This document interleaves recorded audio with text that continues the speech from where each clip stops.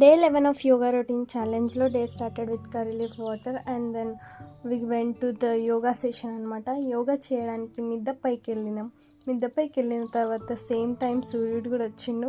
So సూర్యుడు వచ్చిందంటే ఆటోమేటిక్గా డి విటమిన్ కూడా వచ్చేస్తుంది. మనం ఈరోజు యోగాలో అయితే పశ్చిమోత్తాసనం, side stretching and sun hand balancing, చక్రాసనం, ఉష్ట్రాసనం, ఇంకా ఉష్ట్రాసనం తర్వాత బాలాసనం చేసినాం. తర్వాత వజ్రాసనం, తర్వాత బ్యాక్ బోన్ ఫ్రీ కోసం పద్మాసనం అండ్ దెన్ బ్రిడ్జ్ పోజ్.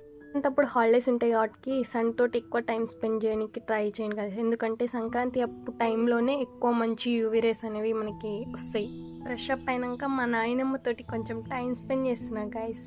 చూడండి ఇంత మంచిగా క్యూట్గా చూస్తుందో.